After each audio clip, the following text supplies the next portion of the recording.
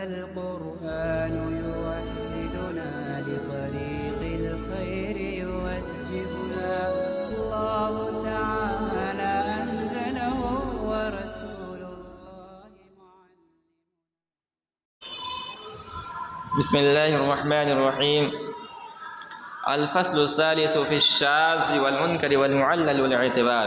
تیسری فصل حدیث شاذ، حدیث منکر، حدیث معلل اور اعتبار کے سلسلے میں. من اقسام الحدیث، حدیث کے اقسام میں سے الشاذ والمنکر والمعلل، حدیث شاذ، حدیث منکر، حدیث معلل بھی ہے. اب آگے ہر ایک کی تعریف کر رہے ہیں.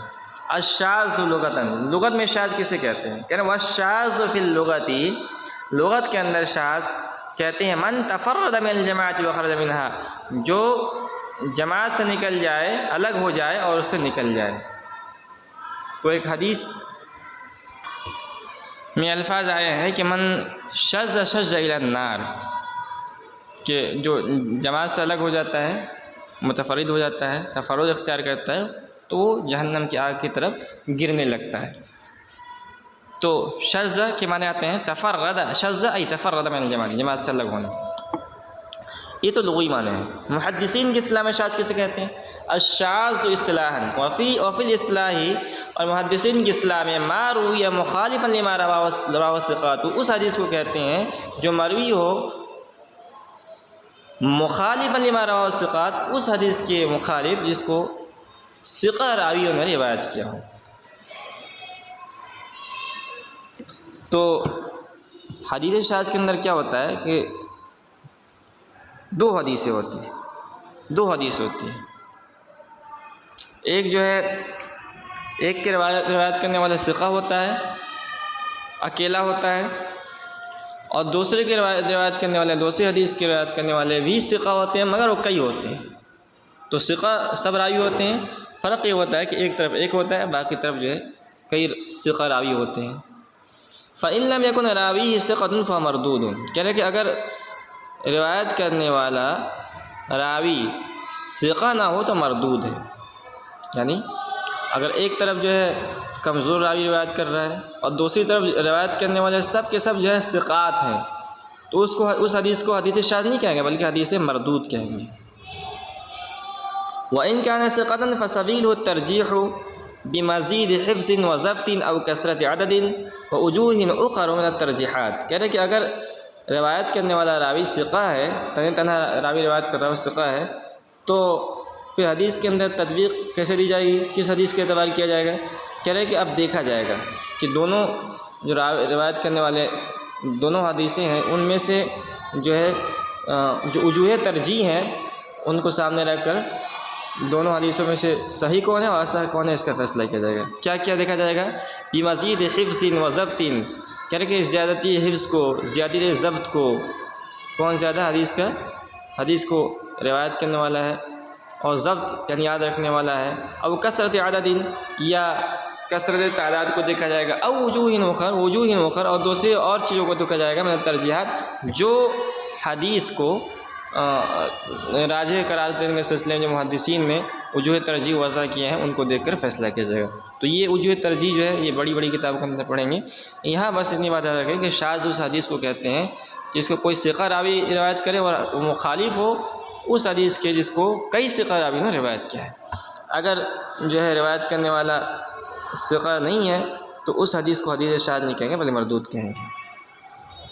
المحفوظ، حدیث مرجوح، محفوظ. فالراجح يسمى محفوظا والمرجوح شاذا، کہہ رہے کہ راجح کو یعنی شاذ میں روایت کرنے والا ایک طرف ایک راوی ہے اور دوسری طرف کئی راوی ہیں.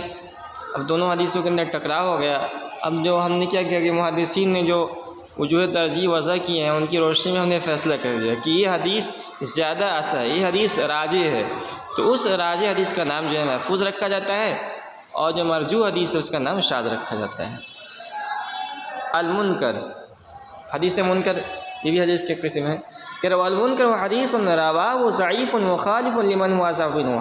منکر اس حدیث کو کہتے ہیں جس کو کسی ضعیف راوی نے روایت کیا ہو اور مخالف ہو اس حدیث کے اس حدیث کے جس کو اضعف نے اس سے زیادہ ضعیف راوی نے روایت کیا ہے. تو یہ بالکل الٹا ہو گیا. شاذ اور محفوظ اور منکر اور معروف یہ دونوں یعنی کہہ لیں کہ جو ہے مقابل ہیں. تو منکر اس حدیث کو کہتے ہیں کہ ایک راوی نے روایت کیا ہے اور ضعیف ہے. ایک حدیث کو روایت کیا ہے اور اس میں اس کے سند میں اس کا سند یا اس کا متن کے اس کا اپنا ایک سند اور متن ہے. اب ہم نے جب اس کو ملایا تو اور بھی کئی ضعیف راوی ہیں جو اسی حدیث کو دوسرے طرق سے روایت کر رہے ہیں مگر وہ اس سے زیادہ ضعیف ہیں. تو اب اس جو ضعیف ہے ایک طرف ضعیف ہو گئے دوسری طرف اضعف ہو گئے تو اس ضعیف کی روایت کو حدیث منکر کہا جائے گا.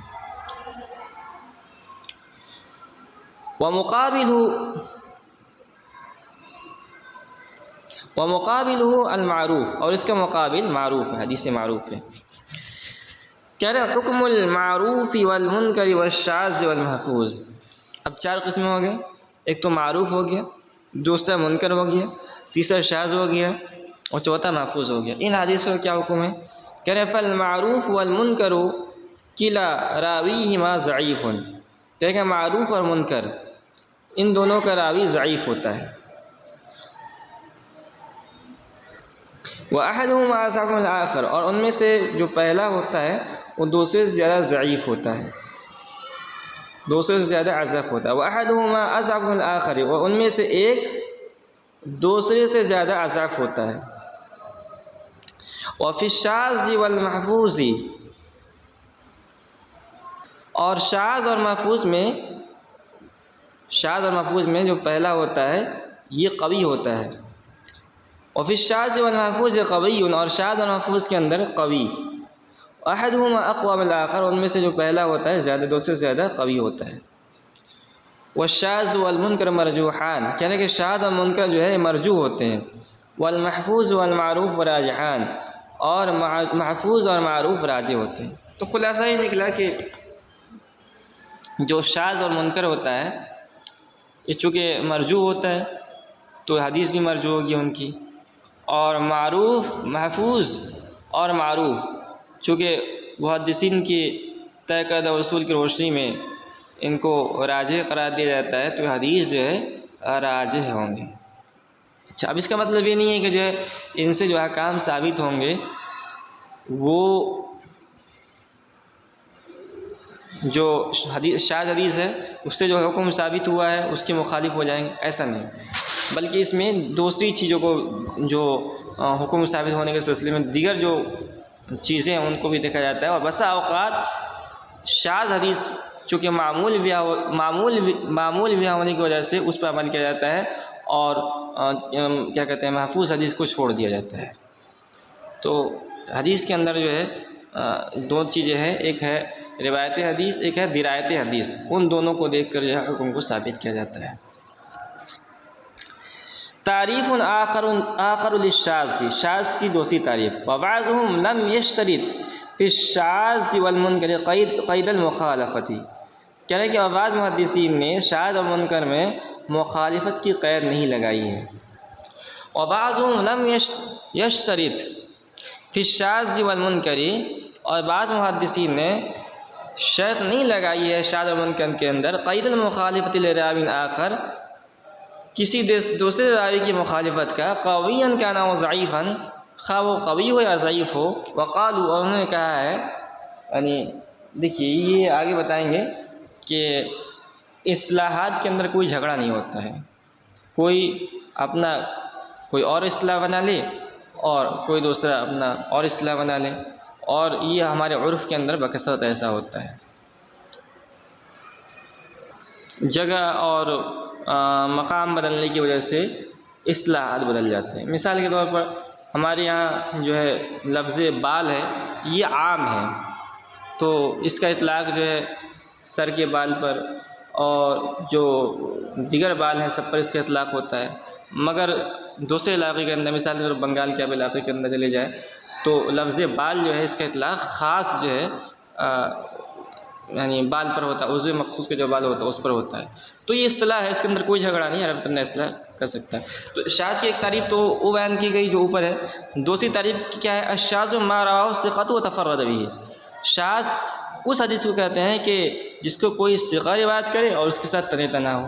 ایک حدیث ہے، اس کو ایک ثقہ راوی نے روایت کیا ہے اور وہ تنے تنا ہے. جو دیگر ثقہ راویوں نے روایت کیا اس کے مخالف نہیں ہے، بس وہ اکیلا ایک حدیث سے ایک مفہوم ثابت ہو رہا ہے، یا حدیث کی جو سند ہے وہ اس کی روایت کرنے میں متفرد ہے، تو اس کو ہم شاذ کہیں گے. بات کی گئی ہے ولا یوجد له اصل موافق ومعاضد، اور نہ پائی جائے کوئی اس کی اصل اس ثقہ کے راوی کی حدیث کی کوئی یعنی موافق اور اس کو مضبوط کرنے والی کوئی اور حدیث نہیں پائی جا رہی ہے. وَهَذَا صَادِقٌ عَلَى فَرْدٍ ثِقَةٍ صَحِيحٍ، کہہ رہے ہیں کہ اور یہ صادق آتا ہے ثقہ راوی کے فرد صحیح پر. مطلب یہ اس اشارہ کیا ہے کہ شاذ کی تعریف جو ہے نا یہ دخول غیر سے معنی نہیں ہے، اس لیے کہ اس کے اندر حدیث غریب صحیح بھی داخل اور شامل ہو جائے گی، حالانکہ وہ حدیث صحیح غریب جو ہے وہ بھی اس کے اندر شامل ہو جائے گی، حالانکہ اس کا نام شاذ نہیں رکھا جاتا ہے. تعریف ثالث للشاذ، شاذ کی تیسری تعریف. وبعضهم لم يعتبروا الثقة والمخالفة، کہہ رہے ہیں بعض لوگوں نے جو ہے ثقہ اور مخالفت دونوں کا اعتبار نہیں کیا ہے. یعنی شاذ وہ ہے جس کو تنہا راوی نے یہ روایت کیا ہے، اب خواہ راوی ثقہ ہو یا غیر ثقہ ہو، خواہ اس کی جو حدیث ثقہ راویوں کو مخالف ہو یا مخالف نہ ہو، اس کے کوئی جو ہے وضاحت نہیں کی، کوئی شرط نہیں لگائی ہے. بس انہوں نے کہا ہے کہ شاذ وہ حدیث ہے جس کو کسی راوی نے روایت کیا اور اس کے ساتھ وہ تنے تنا ہو، اب وہ راوی خاص ثقہ ہو یا غیر ثقہ ہو. کہہ رہے تعریف آخر للمنکر، منکر کی دوسری تعریف. منکر کی ایک تعریف تو ہے جو گزر چکی ہے. کہہ رہا وَكَذَلِكَ الْمُنْكَرُ، اسی طرح منکر لم يخصوه بالصورة المذکورة، بعض محدثین نے اس کو جو ذکر کا صورت کے ساتھ خاص نہیں کیا ہے. وَسَمُّوا حَدِيثَ الْمَدْعُونِ فِسْقٍ أَوْ فَرْطِ غَفْلَةٍ أَوْ كَثْرَةِ غَلَطٍ مُنْكَرًا، اور انہوں نے نام رکھ دیا ہے حدیث منکر اس راوی کی حدیث کو جس پر جرح کیا گیا ہو فسق کی وجہ سے یا فرط غفلت کی وجہ سے یا کثرت غلط کی وجہ سے، ان تمام کا نام انہوں نے حدیث منکر رکھ دیا. حالانکہ پہلی جو اصطلاح تھی اس اصطلاح کے اندر مخالفت کی شرط تھی کہ منکر حدیث رواہ ضعیف مخالف لمن هو اعظم منہ. تو یہ جو ہے لفظ ایک ہی ہے اور اس کی جو تشریح کی گئی ہے وہ الگ الگ کی گئی ہے، یعنی یہ اصطلاحات کے اندر مخالفت ہے. کہہ رہے وَهَذِهِ اصطلاحات لا مشاحة فيها، کہہ رہے یہ سب الگ الگ جو اصطلاحات ہے اس کے اندر کوئی جھگڑا نہیں ہے، سب نے جو ہے اپنی اپنی الگ الگ جو ہے اصطلاحات وضع کر رکھی ہے اور اسی کے اعتبار سے وہ اس کی تشریح کرتے ہیں. المعلل، حدیث معلل. والمعلل بفتح اللام، کہنے کہ حدیث معلل لام کی فتح کے ساتھ اسناد فیہ علل و اسباب غامضۃ خفیۃ قادحۃ فی الصحۃ، کہنے کہ کچھ ایسی علت اور اسباب ہو، اسناد فی ایسے سند کا نام ہے جس کے اندر کچھ علتیں ہوں اور کچھ جو ہے باریک اسباب ہو جو پوشیدہ ہو، قادحۃ فی الصحۃ، اور اس حدیث کی صحت کی صحت میں عیب لگانے والے ہوں. یتنبہ لها الحذاق المہرۃ من اہل هذا الشان، جس پر آگاہ ہوتے ہیں اس فن کے ماہر، یعنی اس فن کے یعنی فن اصول حدیث کے ماہرین. تو کوئی سند ہوتی ہے اور اگر بظاہر محدث یعنی کہہ لیجیے فقیہ، اگر فقیہ اس کو دیکھے گا کہ اس کو دیکھے گا کہ جو ہے اس کی سند بھی ٹھیک ہے، سند کے اندر کہیں انقطاع نہیں ہے، متن بھی ٹھیک ہے، مگر اس کے باوجود اس کی سند کے اندر کچھ علتیں ہوتی ہیں، اس کو کون پکڑے گا؟ اس کو ہر ایک کے بس پکڑنے کی بات نہیں ہے. جو فن اصول حدیث یعنی اصول حدیث شروع کے اندر فن حدیث تھا، بعد میں جب اس کی اقسام نکلی، فن اصول حدیث کا جو ماہر ہوگا وہ پکڑ لے کہاں یہاں پر جو ہے اس کے اندر فالٹ ہے، اس کے اندر جو غلطی ہے.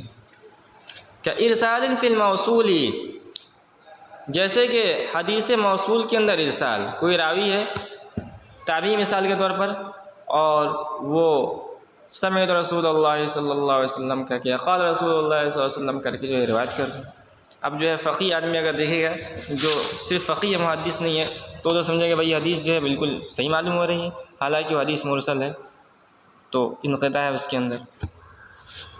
وقف فی المرفوع، اور حدیث مرفوع کے اندر حدیث مرفوع کا موقوف ہونا، ونحو ذالک، اور اس جیسی دوسری چیزیں۔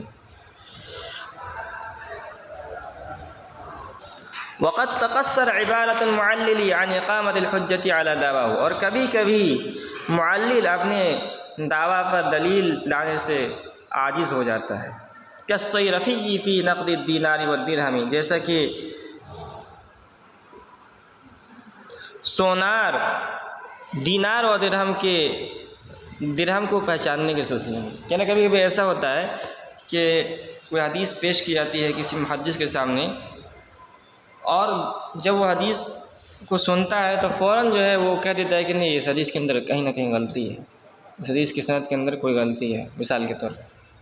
اب اسے کہا جاتا ہے کہاں غلطی ہے، تو وہ فوری طور پر جو ہے نشاندہی کرنے سے اور اس پر جو ہے دلیل لانے سے عاجز ہو جاتا ہے، مگر وہ بتا دیتا ہے کہ اس کے اندر غلطی ہے۔ ایسا ہی جیسے کہ جو ہے اگر کوئی کھوٹا دینار یا درہم کسی سونار کے سامنے لایا جائے اور وہ اس کو دیکھتے ہی کہہ دیتا ہے کہ یہ جو ہے کھوٹا ہے، سکہ جو کھوٹا ہے، اب اسے کہا جاتا ہے کہ بھی بتاؤ کیسے کھوٹا ہے، تو وہ جو ہے فوری طور پر جو ہے اس کو بتانے سے عاجز ہو جاتا ہے۔